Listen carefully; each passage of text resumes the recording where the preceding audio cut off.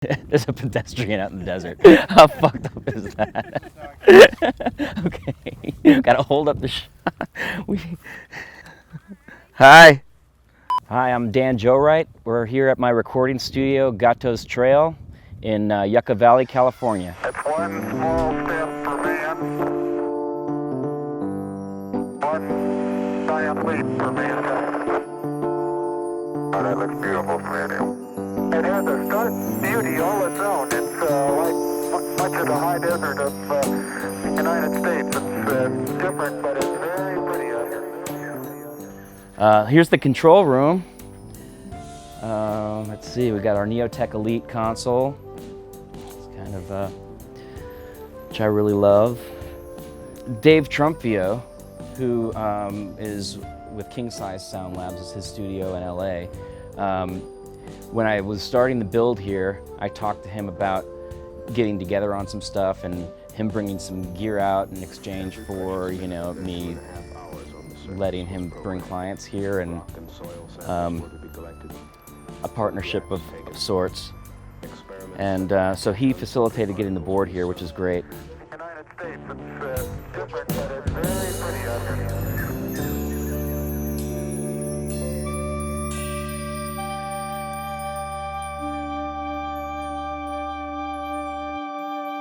The environment itself, the landscape and the location is inspiring, and people naturally gravitate to come out here and to get creative. It's really inspiring to be able to just look out and see for miles and mountains in the distance and Joshua trees and the beautiful sunsets we have, you know, all the environmental aspects of being out here. My particular studio is kind of dialed like a traditional studio would be, with a separate live room, ISO booths, and control room. I've seen a lot of studios out here that are more sort of home-based, or everything all in one room. So having it be a little bit more traditional in that respect is good. Love that. How'd you know I was gonna like that?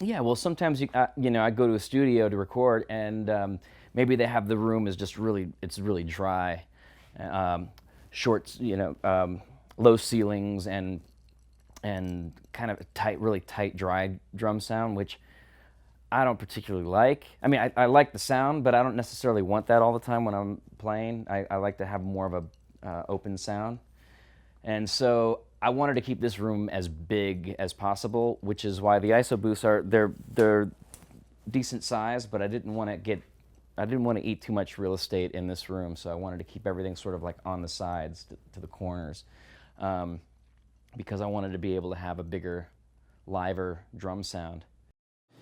Spent a lot of time on audio and electrical wiring. Spent a lot of time on mundane things like sheetrock and green glue and Roxol insulation, but also spent good time on getting some really great barnwood in there, and just wanted to create a big space, or keep the live room nice, big, and open, with the focus on drums, on great drum sounds. That's really what I wanted to make sure that the place could provide.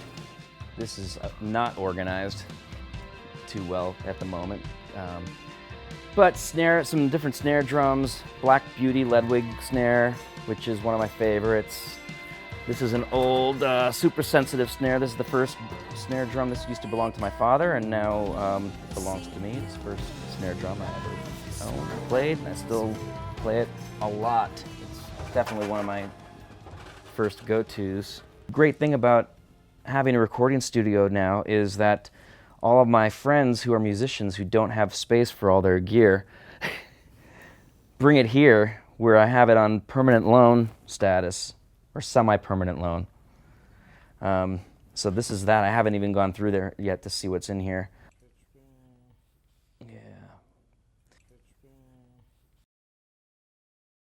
Yeah, I'm gonna have to get into this.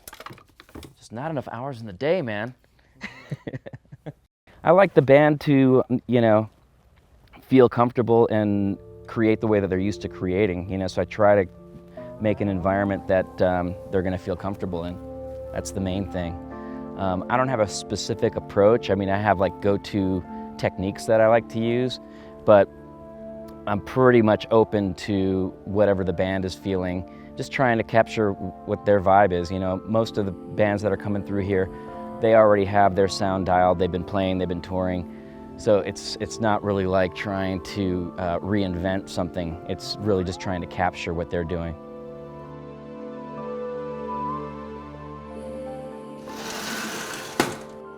All right, we're in the house now. Ground zero for all things Gatos Trail. You know, I don't have all the ingredients. I kind of do have all the things I need. These limes have been out a little too long. Nice cups of fruit here. It's all in the proportions and in the fruit juice. Crushed ice, also key component. But then it really comes down to a fresh slice of lime, fresh slice of lemon, and a fresh slice of orange. Bang. Perfect margarita.